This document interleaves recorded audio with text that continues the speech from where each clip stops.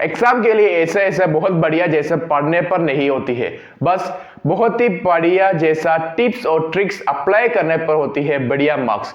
और मैं इस वीडियो पर 3 ऐसे बहुत बढ़िया टिप्स को बताना चाहता है कि वो सभी टॉपर्स और सभी फर्स्ट रैंकर्स फॉलो करती है और वो बहुत बेहतरीन चीज भी है।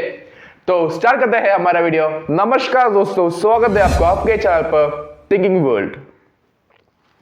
Break no the subject. भाई और बहन, आपको ऐसा कुछ करना चाहिए कि आपके एक मान लो कि आपको इंग्लिश टेक्स्ट, मान लो कि आपका हिंदी का टेस्ट, बायोलॉजी किसी भी है, उस टाइम आपको इतना टाइम पर इतना 12 चैप्टर्स या फिर 10 चैप्टर्स उसके अंदर होती है।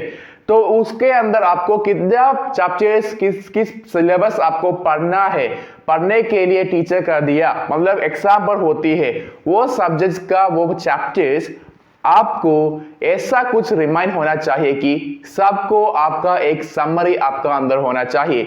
ऐसा है कि आपको किसी भी चैप्टर्स का नाम ऐसे आप सुनते हैं उस टाइम आपको याद होना चाहिए कि उस चैप्टर का कैरेक्टर्स, उस चैप्टर्स का स्टोरीज, वैसा एक समरी जैसा आपको याद होना चाहिए। मतलब आपको सब्जेक्ट सबको पढ़ना चाहिए, उसका समरीज आपको नो होना चाहिए। ओके, तो दूसरा है कि आपको ऐसा कुछ करना चाहिए कि राइट करना चाहिए, लिखना चाहिए। आप किसी भी इतना बढ़िया से पढ़ते हैं तो भी आप पढ़ने ऐसे बोलते नहीं है, आप लिखते हैं एग्जाम पर। लिखने टाइप पर आपको एक चीज होना चाहिए कि वो लिखते सब ऐसा सोचते थिंग आपको लिखने पर राइट करना चाहिए।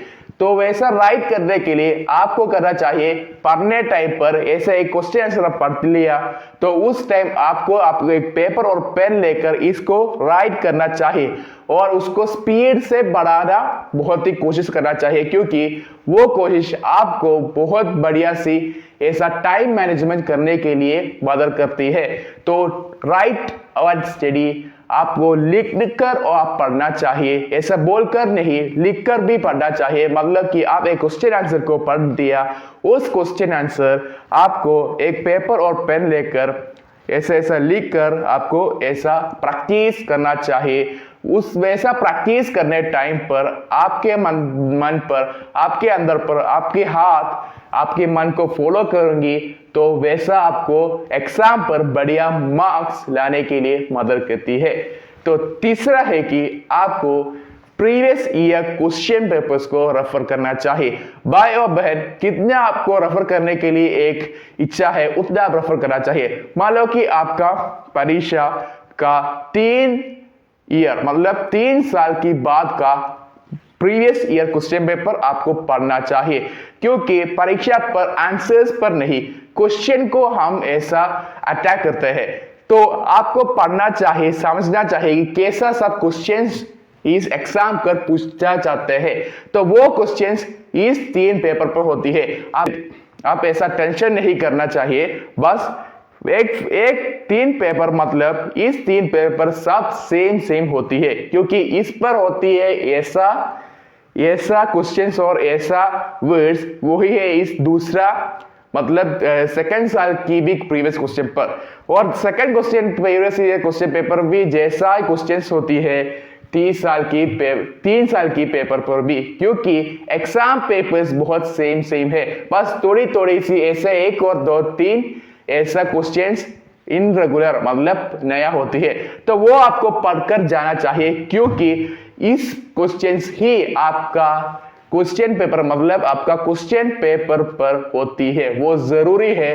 तो आपको फर्स्ट एक समरी को रीड करना चाहिए, आप सभी सब्जेक्ट्स का समरी को आप रियलाइज करना चाहिए, आपको नो होना चाहिए और आपको ऐसा कुछ करना चाहिए कि आपको लिखकर पढ़ना चाहिए। बड़ा क्वेश्चन आंसर है, वो बड़ा क्वेश्चन आंसर आपको ऐसा लिखकर पढ़ना चाहिए। मान लो कि आप क्वेश्चन पेपर पर अंदर ऐसा कुछ देख दिया कि बड़ा क्वेश्चन रिपीटेड आस्क करते हैं प्रीवियस ईयर क्वेश्चन पेपर पर, तो वो क्वेश्चन को आप लिखकर पढ़ना चाहिए। वहां पर आपको बढ़िया सी ऐसा कुछ होती है कि आपका स्पीड ऑफ राइटिंग इंक्रीज होती है।